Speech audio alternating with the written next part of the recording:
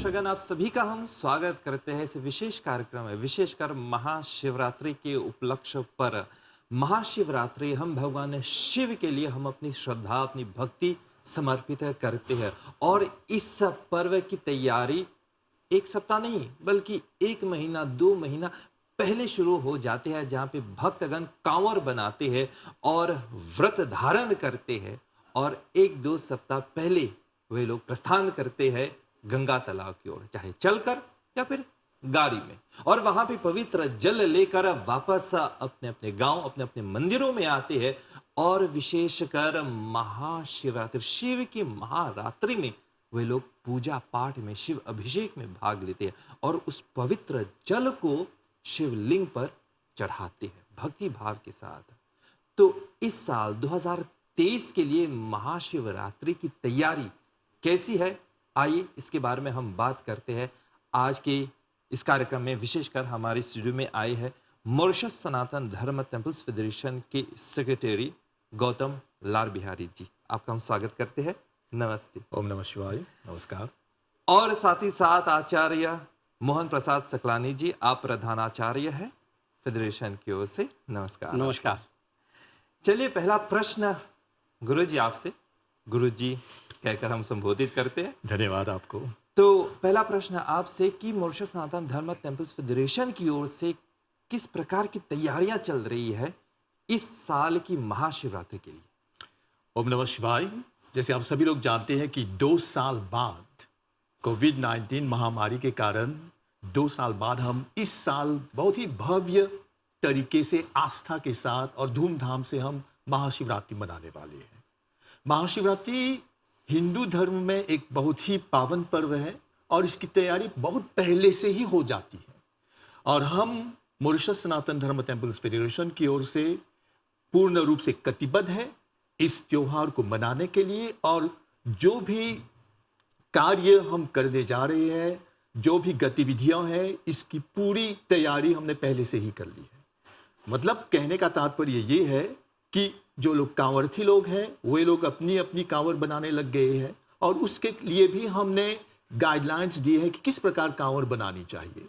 हमारे शास्त्रों में बताया गया है कि कांवर जो है वो कंधे पर लेकर चलते हैं और तीर्थ यात्रा में बहुत ही आस्था के साथ चलते हैं, अनुशासन होना चाहिए।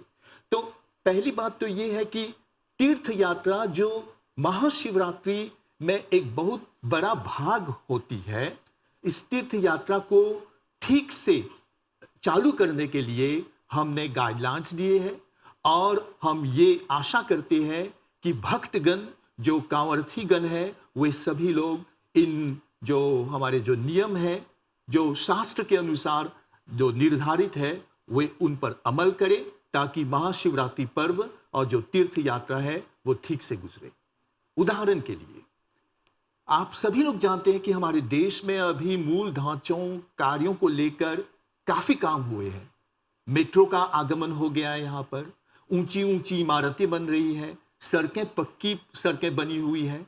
तो किस प्रकार आप जब गंगा तालाब जाए तो इन सब को नजरअंदाज नहीं करना चाहिए। इन सब को मद्देनजर रखते हुए आपको अपनी सुरक्षा, दूसरों की सुरक्षा पर भी ध्यान रखनी चाहिए। सुरक्षा के बारे में अधिक बात करेंगे जरूर। आचार्य मोहन प्रसाद सकलानी जी हमारे साथ है।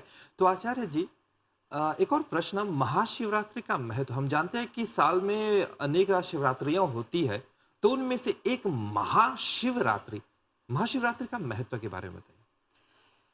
बहुत सुंदर प्रश्न है। पहली बात तो महाशिवरात्रि इस शब्द से ही और अर्थ साफ झलकता है कि इसमें जिस देवता की हम पूजा करते हैं वो भगवान शिव है। और हिंदू धर्म में त्रिदेव कहे गए हैं, ब्रह्मा, विष्णु, महेश। और तीनों के लिए 3 अलग अलग कार्य भी हैं। भगवान ब्रह्मा जो हैं रचयिता हैं, भगवान नारायण पालन करता है और भगवान शिव जो हैं वो कल्याण करता है। सामान्य संसार में लोग डिस्ट्रॉयर बोलते हैं, भगवान डिस्ट्रॉयर नहीं होता है, कल्याण करता है। तो भगवान शिव कल्याण के देवता हैं और हम मनुष्य बने हैं, आखिरी में हम कल्याण ही चाहते हैं कि हमारा कल्याण हो, ये आत्मा जहाँ से आई है वहाँ चले जाए, दोबारा इसका और जन्म मरण के चक्कर से मुक्त हो जाए। तो ये प्रत्येक व्यक्ति चाहता है, तो प्रत्येक जीव चाहता है। तो भगवान शिव इसके देवता हैं, इसलिए हम भगवान शिव की आराधना करते हैं। साथ ही साथ शास्त्रों ने कहा है भगवान शिव जो हैं वो मुक्ति के देवता हैं और मृत्यु के देवता हैं। मुक्ति और मृत्यु इसके देवता हैं। और आपने कहा कि वैसे तो शिवरात्रि जो है पूरे वर्ष भर मनाई जाती है, हर महीने एक शिवरात्रि होती है, हम उसको मासिक शिवरात्रि कहते हैं, उसमें भी हम भगवान शिव की ही पूजा करते हैं। लेकिन फाल्गुन महीने का जो शिवरात्रि होती है, फाल्गुन कृष्ण पक्ष चतुर्दशी के दिन जो शिवरात्रि होती है, ये जब हम शिवरात्रि मनाते हैं तो ये नंबर 11वां होता है और भगवान शिव जो हैं वो एकादश रुद्र हैं। तो मतलब फाल्गुन महीने में पूरा संपूर्ण हो जाता है, 11वां एकादश रुद्र हैं। और फिर चतुर्दशी तिथि में ही क्योंकि अगले दिन क्या आ रहा है, अमावस, सबसे घनघोर कठिन रात्रि। रात्रि प्रतीक है मृत्यु का भी। रात्रि जो है अंधकार है, तो हमारे जीवन में ये मृत्यु के सदृश, मृत्यु के समान कष्ट, मृत्यु के समान अंधकार हमारे जीवन में न आए, इसलिए हम उससे पहले ही पूरी रात भर उस मृत्यु के देवता भगवान शिव की आराधना करके उसको प्रसन्न करते हैं, ताकि हमारे जीवन में ऐसा अंधेरा न हो, ये जो मृत्यु के समान कष्टकारी जो है हमारे जीवन में न हो। तो इसलिए भगवान शिव की हम उपासना करते हैं इस दिन विशेष रूप से। वैसे तो हर महीने की महाशिवरात्रि होती है, लेकिन ये क्योंकि ये 11वीं शिवरात्रि है ना, तो भगवान शिव जो हैं वो एकादश रुद्र कहे गए हैं, तो इसलिए भगवान शिव की विशेष पूजा होती है। और संपूर्ण संसार में ऐसा कोई व्यक्ति नहीं है कि जो मुक्ति नहीं चाहता है और जिसको मृत्यु का डर ना हो। सबको मृत्यु का डर है, तो इसलिए भी सबसे ज़्यादा भगवान शिव की ही उपासना होती है। पूरे भूमंडल में हो सकता है रूप अलग अलग हो, लेकिन प्रत्येक पूरे भूमंडल में, संसार में अगर सब लोग पूजा कर रहे हैं तो वो भगवान शिव की ही पूजा हो रही है। हाँ, इसलिए जगतगुरु शंकराचार्य ने भी कहा, गंधर्वराज पुष्पदंत ने भी कहा कि त्रयी सांख्यम योगः पशुपतिमतम वैष्णवमिति प्रभिन्ने प्रस्थाने फलमिदमदः पथ्यमिति च। क्योंकि ये संसार में जिस तरह से नदियाँ और पहाड़ों से निकल करके टेढ़ी मेढ़ी चलती हुई जो है अंततो गत्वा समुद्र में जा कर के उसको विश्राम मिलता है, ऐसे ही जो अनेक प्रकार के जो ये पंथ हैं, रास्ते हैं, ये सब रास्ते वास्तव में भगवान आपको ही प्राप्त करते हैं। कोई भी रास्ता हो, सब रास्ता हो सकता है, कोई रास्ता एकदम सीधा हो, कोई टेढ़ा मेढ़ा हो, प्रभिन्ने प्रस्थाने, अलग अलग जो प्रस्थान है, अलग अलग जो रास्ते हैं, अंततोगत्वा ये सब जो हैं भगवान शिव में ही सब पहुँचते हैं। तो हो सकता है कि पूजा पद्धतियाँ भिन्न भिन्न होगी, लेकिन पहुँचना भगवान शिव के पास में ही, और भगवान शिव ही जो हैं वो आदि देव हैं, इसलिए उनको महादेव कहते हैं। क्योंकि बाकी देवताओं के आगे तो सिर्फ देव लगता है, ब्रह्मदेव, इंद्रदेव, विष्णुदेव सब, लेकिन जब भगवान शिव का नाम होता है तब महादेव होता है। तो इसीलिए हम महाशिवरात्रि का विशेष पूजन। आपने बहुत ही सही कहा है कि अंततो गत्वा हम शिव को ही प्राप्त हो जाते हैं, लेकिन अंततो गत्वा तक पहुंचने के लिए हमको तैयारी करनी पड़ती है। तैयारी की बात हो रही है तो महाशिवरात्रि की तैयारी किस तरह से होने वाली है, चलिए एक बार फिर से गुरुजी आपसे पूछते हैं कि सनातन धर्म टेम्पल्स फेडरेशन की ओर से किस प्रकार के सांस्कृतिक कार्यक्रम हमको देखने को मिलेंगे। मॉरिशस सनातन धर्म टेम्पल्स फेडरेशन ने 5 फरवरी को रुद्र महायज्ञ पूजा का आयोजन किया था, और इसके दौरान हम भगवान रुद्र का आशीर्वाद लेते हैं और सभी मंदिरों में रुद्र अभिषेक आरंभ होता है। ये तो हो गया है, और 15 फरवरी को जो बुधवार का दिन होगा, हमारे क्या कहते हैं डिवाइन म्यूजियम में गंगा तालाब पर हम जो औपचारिक जो हमारा कार्यक्रम होता है, जहाँ पर प्रधानमंत्री जी हमारे मुख्य अतिथि होंगे, उसके साथ साथ मैं आपको बताते चलूं कि 12 फरवरी को हम नौजवानों के लिए कि किस प्रकार नौजवानों में संचेतना का भाव उत्पन्न हो, भगवान शिव के प्रति श्रद्धा, विश्वास और आस्था उत्पन्न हो। हम जानते हैं कि थोड़ा सा अनुशासन हमें रखना चाहिए, और इस दौर में हम एक कार्यक्रम रख रहे हैं, एक सांस्कृतिक कार्यक्रम रख रहे हैं नौजवानों के लिए, और जो भी कलाकार होंगे वे लोग नौजवान होंगे, उन उन कार्यक्रमों में हमने नृत्य रखा है, भक्ति गीत रखे हैं, और जो भाषण है शिव जी की महिमा पर, ये सब नौजवान लोग प्रस्तुत करने वाले हैं। और उसके साथ साथ आप सभी लोग जानते हैं कि 4 पहर की जो पूजा है, जिस दिन हम महाशिवरात्रि मनाएंगे, 4 पहर की पूजा के लिए भी हमारे मंदिरों में 4 पहर की पूजा होगी। और खासकर 2 मंदिरों में 4 पहर की पूजा का जो सीधा प्रसारण है वो MBC टीवी द्वारा होगा। अवश्य देखने को हम सबको मौका मिलेगा 4 पहर की पूजा। आप लोग जुड़े रहिए MBC टीवी चैनल के साथ। एक और प्रश्न आचार्य जी आपसे, महाशिवरात्रि के उपलक्ष्य पर हम सब जानते हैं कि हम कांवर बनाते हैं। कांवर को लेकर हम गंगा तालाब की ओर जाते हैं, कांवर को सुंदर रूप से सजाते हैं। कांवर के महत्व के बारे में बताइए, कांवर क्यों बनाना चाहिए और किस प्रकार बनाना चाहिए? कांवर,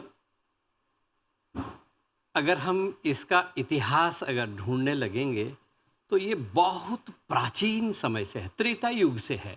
कांवर की कथा जो है, क्योंकि महाराज दशरथ त्रेता युग में थे, उनके हाथों से जो है श्रवण कुमार की और उनकी ब्रह्म हत्या का पाप उनको लग गया था। तो श्रवण कुमार उस समय वो कांवर लेकर के ही जा रहा था। तो इसका मतलब है कि ये कांवर कल परसों की चीज़ नहीं है, ये त्रेता युग से, बीच में द्वापर युग जो है पूरे का पूरा निकल गया। तो उस समय से कांवर बनता था।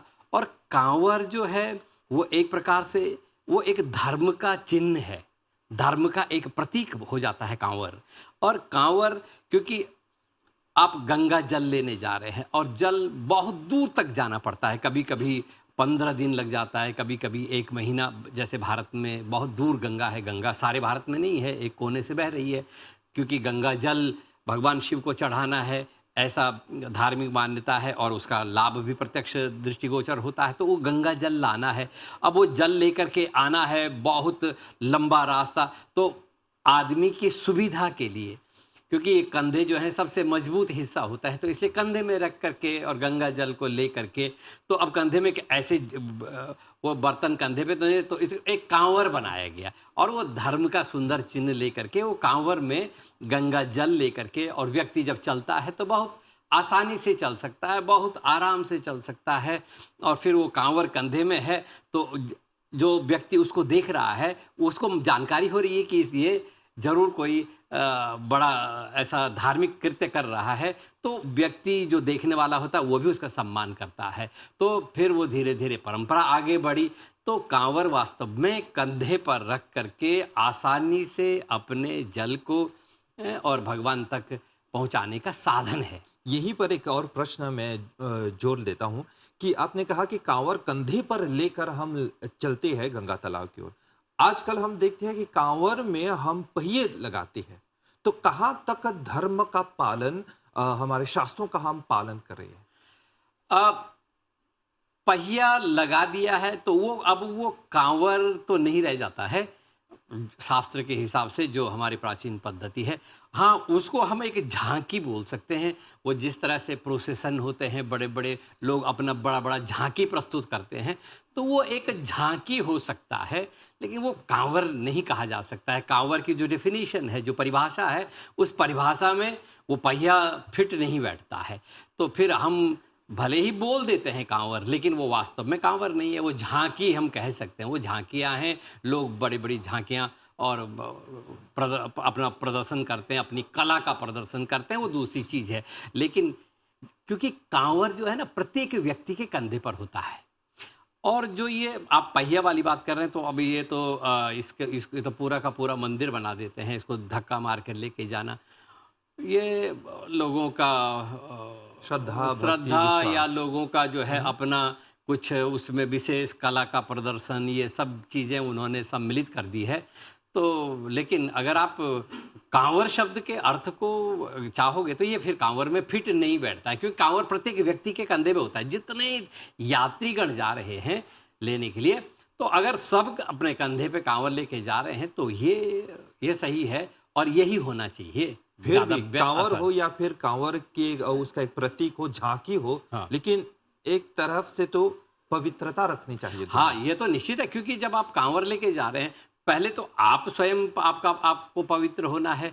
वो कांवर जो है पवित्रता वो भी बहुत, क्योंकि जब आप रख रहे हैं उसको तो बहुत पवित्र शुद्ध स्थान पे, क्योंकि आपने उसमें गंगा जल लिया है और वो गंगा का जल है, और फिर आप उस जल को अपने आराध्य को चढ़ाने जा रहे हैं, तो निश्चित रूप से उसमें पवित्रता होनी चाहिए। और जब आप ऐसी यात्रा में जा रहे हैं, और ख़ास तौर से जब आप यात्रा करते हैं, तो यात्रा के तो बहुत सारे नियम हैं, तो उन नियमों का पालन करना चाहिए और कांवर को बहुत शुद्ध पवित्र जगह पर रखना चाहिए। अब रास्ते पर घसीट करके ले जा रहे हैं, तो ये थोड़ा सा इसमें ज़्यादा बातचीत तो मैं नहीं कर सकता हूँ, लेकिन वो बहुत कांवर के उसमें नहीं दिखाई देता है। कांवर मतलब कंधे पर लेके जी, कंधे पर लेकर के जाए, शास्त्र की व्यवस्था ऐसी है और प्राचीन परंपरा ही ऐसी है। गौतम जी, आप सनातन धर्म टेम्पल्स फेडरेशन के सेक्रेटरी है, तो सनातन धर्म टेम्पल्स फेडरेशन की ओर से आप हमारे पद यात्रियों को कौन कौन से सलाह देना चाहेंगे? जैसे आप सभी लोग जानते हैं कि हमारे देश में महाशिवरात्रि के परिप्रेक्ष्य में हम गंगा तालाब की तीर्थ यात्रा करते हैं। कुछ लोग पैदल जाते हैं, कुछ लोग चल कर जाते हैं, कुछ लोग गाड़ी में जाते हैं। तो इसमें प्रावधान यही है कि पदयात्रियों को बहुत ही अनुशासन के साथ पहले जाना चाहिए। मार्ग पर आप जब जा रहे हैं, जुलूस निकल रही है, तो आप ऐसा कीजिए कि दूसरों को हानि मत पहुंचाइए। अपने आप को तो हानि पहुंचानी ही नहीं है, लेकिन कम से कम आप दूसरों का ख्याल भी रखिए। मतलब कहने का तात्पर्य ये है कि जब आप जा रहे हैं, चाहे आप कांवर के साथ जा रहे हैं, चाहे आप अकेले जा रहे हैं, चाहे लोगों के साथ जा रहे हैं, चाहे गाड़ी में जा रहे हैं, तो ये मन में भावना होनी चाहिए कि आप कल्याण के लिए, स्व कल्याण और पर कल्याण के लिए। और दूसरी बात यह है कि जो भी सीबी के तार है, मेट्रो एक्सप्रेस के जो हाई वोल्टेज तार है, वो घातक है। इसलिए हम मांग कर रहे हैं कि आप कांवर्थी है तो ऐसी कांवर बनाइए ताकि आपको हानि न पहुंचे। और एक बात, जब जाते हैं तो हमारे भक्तगण जो शिव के भक्त हैं, आपको महाप्रसाद देते हैं, प्रसाद वितरित करते हैं रास्ते पर, तो आप बहुत ही स्वच्छता के साथ कीजिए। ये मैं नहीं कहता हूं कि नहीं लेना चाहिए, हाँ, लेकिन जहां पर आप रुकेंगे वहां पर आपको ये देखना है कि आप रुकावट नहीं पैदा कर रहे हैं। फिर तीर्थ यात्रा एक अंतर यात्रा है, केवल गंगा तालाब की यात्रा नहीं है। अंतर यात्रा का मतलब है आप शिव को ध्यान करके अपने अंदर वो यात्रा कर रहे हैं। तो उस यात्रा में एक बहुत ही बड़ा सिद्धांत है हिंदू धर्म में, जिसको हम कहते हैं शौच, स्वच्छता। तो स्वच्छ मन से और स्वच्छता के साथ आप इस तीर्थ यात्रा को कीजिए। पदयात्रियों से यही मांग है, भगवान शिव आप सभी लोगों पर अपना आशीर्वाद बरसाएंगे, उसकी कृपा दृष्टि आप सभी पर बनी रहे, और यह जो महाशिवरात्रि त्योहार है अच्छे माहौल में बीते, बस यही कामना है।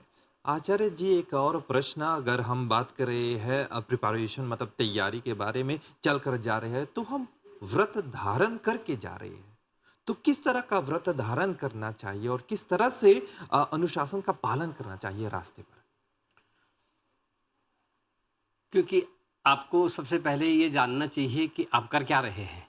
आप कांवर्थी हैं, नंबर एक, आप तीर्थयात्री हैं, आप गंगा तालाब जा रहे हैं अपने आराध्य के लिए, तो आपका ध्यान जो है वो सिर्फ वहाँ तक और नहीं होना चाहिए। थोड़ा सा अपने आपका व्रत भंग न हो, आपकी तीर्थ यात्रा सफल हो, ये भी आपको ध्यान देना पड़ेगा। अब जैसे आपने कहा कि कैसे वो यात्रा करनी चाहिए, अभी हमारे मंत्री जी ने कहा कि इसमें सबसे बड़ा चीज़ होती है शौच, पवित्रता, और पवित्रता ही सबसे अधिक महत्वपूर्ण चीज़ है। आपने व्रत धारण किया है तो निश्चित रूप से आप रास्ते पर ऐसी चीज़ें न खाएं जिससे आपका व्रत भंग हो, क्योंकि आप यात्रा में हैं, आप व्रत करके जा रहे हैं। तो आप जानते ही हैं कि व्रत में क्या खाना चाहिए। व्रत में अन्न नहीं खाया जाता है, व्रत में कहा गया है फलाहार करना है। आपने व्रत किया है तो फल खाना चाहिए, अन्न नहीं खाना चाहिए। और जब आप व्रत कर रहे हैं, और ख़ास तौर से उन लोगों को भी मैं सावधान कर रहा हूँ जो लोग अन्नदान कर रहे हैं। अन्नदान करना बड़ा भारी पुण्य का काम है, जो अन्न का दान करते हैं। लेकिन आप अन्नदान किसके लिए करने जा रहे हैं? आप तीर्थयात्री को अन्नदान कर रहे हैं, तो यहाँ तो आपको पुण्य जो है वो नहीं प्राप्त हो पाएगा, क्योंकि तीर्थयात्री को अन्न थोड़ी नहीं खिलाना है। तीर्थयात्री को फल खिलाना है, उनको शरबत पिलाइए, जूस पिलाइए। लेकिन आप उनको अगर बिरयानी बना करके भोजन खिलाएंगे, खीर पूड़ी उनको खिलाएंगे ठूस करके, तो ये खाने वाले का तो व्रत भंग होगा ही, लेकिन जो खिला रहा है उसका भी व्रत भंग होगा। आपको इस बात पर भी ध्यान देना है। तो इसलिए यात्रा है, क्योंकि जो अब यात्री आ रहे हैं, हाँ पिकनिक करने जा रहे हैं तो वो दूसरी बात है, तब आप पता नहीं क्या क्या खिलाना चाहेंगे या ये हम नहीं रोक सकते हैं। लेकिन ध्यान दीजिए, यहाँ तो पिकनिक नहीं है, यहाँ तीर्थ यात्रा है। और यही होना चाहिए कि व्रत में अन्न का परित्याग किया गया है। हमारे शास्त्रों ने कहा है कि व्रत के समय क्या खाना चाहिए, फलाहार कहा गया है, फल खाइए। सात्विक, अगर नहीं यात्रा पथ में बहुत परिश्रम हो रहा है, नहीं हो रहा है, तो सात्विक अन्न का थोड़ा सा खाया जा सकता है, सात्विक भाव से सात्विक चीज़ें को। लेकिन जो तामसिक चीज़ें हैं वो तो बिल्कुल भी नहीं, और अन्न तो बिल्कुल भी नहीं खाया जाना चाहिए। अगर आप इस तरह से व्रत करते हैं तो निश्चित रूप से उसका फल तत्काल आपको मिलेगा। ये जो भजन कीर्तन हम करके जाते हैं झाल ढोलक के साथ, ठीक है, और स्पीकर्स लगाकर हम भजन सुनते हैं, लेकिन आजकल एक जैसे एक ट्रेंड चल रहा है, कि फैशन चल रहा है कि रिमिक्स सॉन्ग, रिमिक्स भजन लगाते हैं। कहाँ तक सार्थक है? भजन एक तो कर्ण प्रिय होना चाहिए, जो कानों में प्रिय हो, और जिसको सुनने से वो धार्मिक भावना जागृत हो, आपका मन जो है वो प्रफुल्लित हो जाए, मन प्रसन्न हो जाए। अब भजन को रिमिक्स करके जब आप सुनेंगे तो वो भाव आपके भीतर नहीं आएगा, आपको ऐसा उल्टा पुल्टा नाचने का भाव, वो धार्मिक भावना नहीं है उसके पीछे में। भले ही भजन है, लेकिन उस तरीके से गाया है तो वो ठीक नहीं लगता है। भाई भजन बनाया ही इसलिए है जिसको गाने से भगवान प्रसन्न हो, जिसको सुनने से हम क्षण भर के लिए संसार से और डिटैच हो जाएं, परमात्मा की तरफ हम चलें। तो यदि भजन ऐसा हो, संगीत ऐसा हो, है ना, तो तब वो होता है। अब आप रास्ते भर कांवर लेके जा रहे हैं और बहुत सुंदरता से आप भजन करते जा रहे हैं, या ओम नमः शिवाय, यही तो महान भजन है संसार का। इसी को अगर आप प्रेम से गाते हुए जा रहे हैं, और संगीत का पुट होने से जरूर उसमें और चार चांद लग जाता है, ये तो बहुत अच्छा है। लेकिन संगीत ऐसा होना चाहिए कि जिसको व्यक्ति गा सके, जिसको गाने से मन आह्लादित हो। यहाँ पे हमारे कार्यक्रम के अंत तक तो पहुँचे रहे हैं, लेकिन जाने से पहले समय सीमा का पालन करते हुए आचार्य जी, जाने से पहले 2 शब्द हमारे जनता को। जैसे अभी हम लोगों ने चर्चा की, और सबसे एक नया शब्द, ये शब्द जो है बार बार बोला जाता है, सुविधा के लिए हो रहा है। पहली बात ध्यान रखना, हम धर्म में सुविधा के लिए कोई स्थान नहीं है। धर्म के अपने नियम है, और अकाट्य नियम है, वैज्ञानिक नियम है। उन नियमों का आपको विधिवत पालन, कहा है कंधे में कांवड़ लेके जाना है तो कंधे पर ही लेके जाना। सुविधा का तो कहीं स्थान है ही नहीं।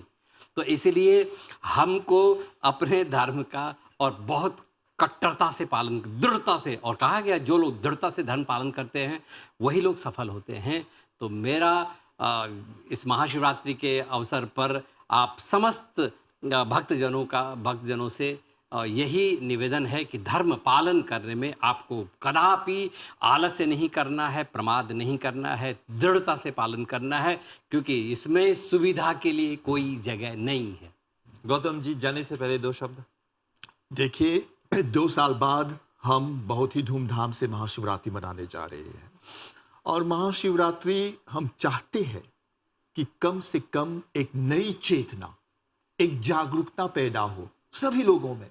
सभी जो शिव भक्त हैं, चाहे आप कीर्तन करते हैं, चाहे आप पूजा करते हैं, आराधना करते हैं, आरती करते हैं, आप योग करते हैं, आप ध्यान करते हैं, सब लोगों के लिए शिव जी ने प्रावधान किया है। तो ये जो महान रात्रि है, जिसको हम 4 पहर की पूजा कहते हैं, और काफ़ी लोग सोचते हैं कि दिन की पूजा के बाद कुछ होता नहीं है, लेकिन आप इस चार पहर की पूजा में भाग लीजिए और भगवान जी का आशीर्वाद पाइए और आध्यात्मिकता की ओर बढ़िए। न केवल धर्म तो एक सीढ़ी है, धर्म को लेकर हम आध्यात्मिकता की ओर बढ़ेंगे तो समाज का कल्याण होगा, हम सबका कल्याण होगा और हम परब्रह्म से हम वो संपर्क बना सकेंगे। तो इस नई चेतना के लिए मैं चाहूंगा कि आप सभी लोग अनुशासन में और बहुत ही आस्था विश्वास के साथ इस बार आप महाशिवरात्रि मनाइए। गौतम लाल बिहारी जी, आचार्य सकलानी जी, इन सब जानकारियों के लिए बहुत बहुत धन्यवाद। नमस्कार। नमस्कार, आपको ओम भी नमः धन्यवाद। शिवाय। चलिए दर्शकगण, आप लोगों ने इस कार्यक्रम का पूरा लाभ उठाया जरूर। आचार्य जी ने साफ शब्दों में कहा है कि धर्म में सुविधा की कोई जगह नहीं। हम तो कहेंगे कि व्रत और सुविधा दो विरोधी शब्द है। तो व्रत में सुविधा नहीं होनी चाहिए, बल्कि व्रत में शिव होना चाहिए। आप शिव को मन में धारण करके इस महाशिवरात्रि को आप मंगलमय बनाइए। हमारी ओर से आप सभी को शिवरात्रि की ढेर सारी शुभकामनाएं। ओम नमः शिवाय।